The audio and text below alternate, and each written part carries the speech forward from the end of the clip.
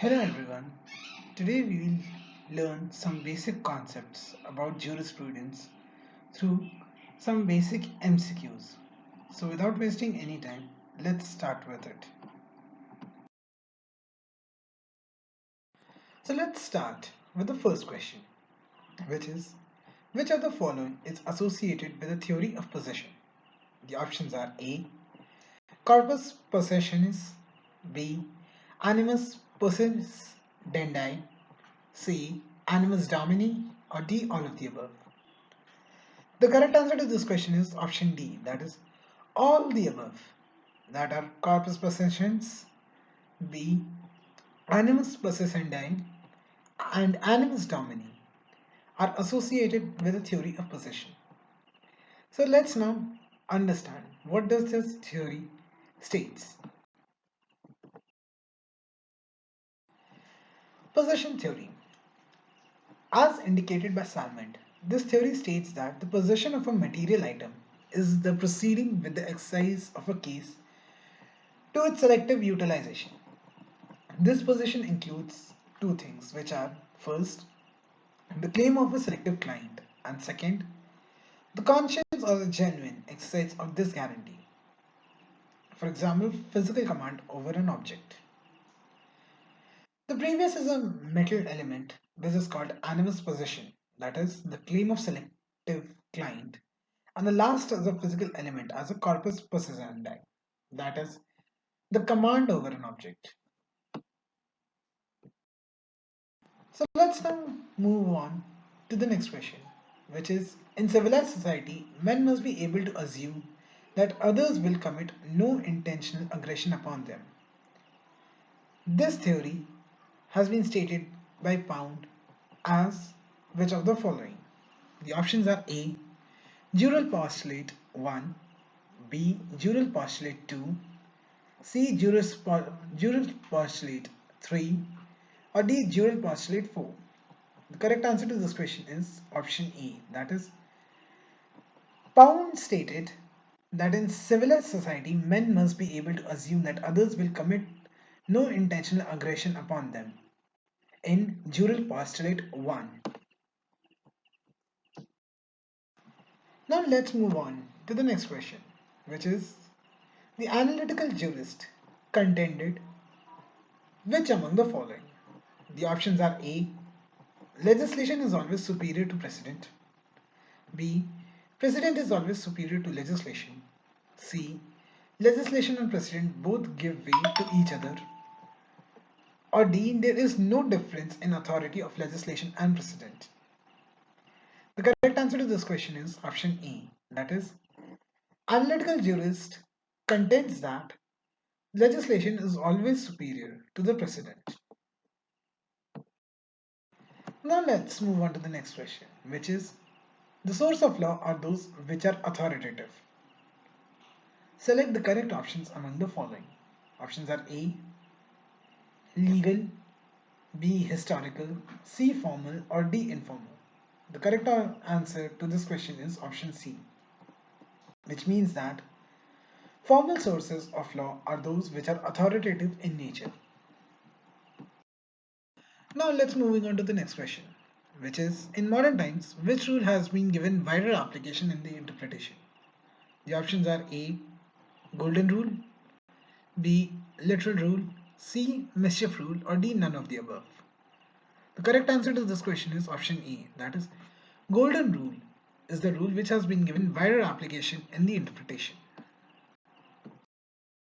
The next question is the historical interpretation is the other name for which of the following? The options are A. Liberal interpretation, B. Sociological interpretation, C. Literal interpretation, or D. Mischief interpretation.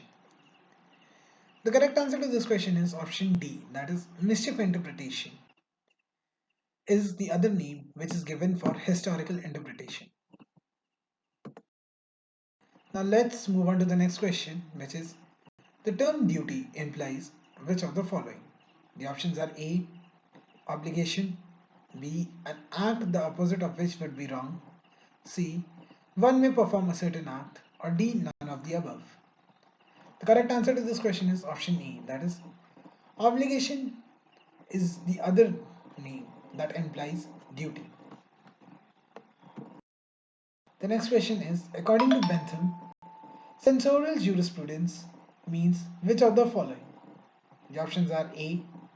What law is, B. What the law ought to be, C. Both the option, that is A and B, and D. None of the above.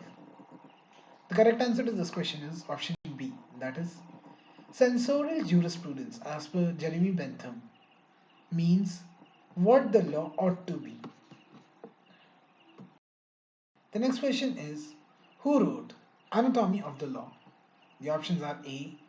Fuller, B. Fitzgerald, C. Alan Vishnan, or D. Kelsen. The correct answer to this question is option A, that is Fuller was the jurist who wrote Anatomy of the Law. The next question is, in precedents, rules and principles are laid down to which of the following method? The options are A. Functional method, B. Organic method, C. Inductive method, or D. Deductive method. The correct answer to this question is option D, that is deductive method is used in precedents and laying down the rules and the principles. Next question is, which of the following schools of jurisprudence attempts to examine the manner, circumstances, factors responsible for the growth of law and interprets the social situation and the forces? The options are A. Sociological school, B. Philosophical school, C. Historical school, or D. Realist school. The correct answer to this question is option B, that is philosophical school is a school of jurisprudence which attempts to examine the manner, circumstances, and factors responsible for the growth of law and interprets it regarding the social institution and forces. The next question is, arrange the following stages of development of law according to Henry Maine. The stages are: first, law made by ruler under divine inspiration; second, customary law; third, codification; or fourth, knowledge of law in the hands of priests. The arrangement of the codes are option A 4-3-2-1, B 1-2-3-4, C 2-1-4-3, or D 3-2-4-1. The correct answer to this question is option C, that is the correct code is 2-1-4-3, which means that first there will be a customary law, then the law made by ruler under divine inspiration, then came the stage where the law of the land were the hands of the priest, and the last stage came the codification of the law.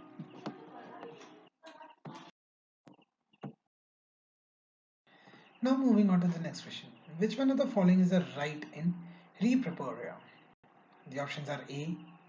License, B. Easement, C. Ownership, or D. Tenant. The correct answer to this question is option B, that is easement is the right in re-propria. The next question, moving on to the next question, who propounded a legal theory called utilitarian individualism? The options are A. Austin, B. Salmond, C. Taylor, or D. Bentham. The correct answer to this question is option D, that is Jeremy Bentham was the one who propounded the legal theory called utilitarian individualism. Now let's understand what is the theory of utilitarian individualism. Utilitarianism is a theory of morality which advocates action that fosters happiness or pleasure and opposes the action that causes unhappiness or harm. The utilitarian philosophy aimed for the betterment of the society as a whole. This theory would say that an action is a right if it results in the happiness of the greatest number of people in the society or group. The main basic three generally accepted axioms of the utilitarianism state was that there should be a pleasure or happiness which is the only thing that has an intrinsic value.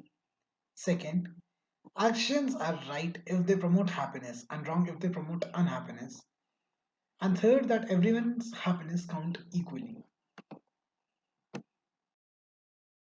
Thank you for hearing the session and the presentation with such a concentration, and I hope that you learned something from this presentation. Thank you.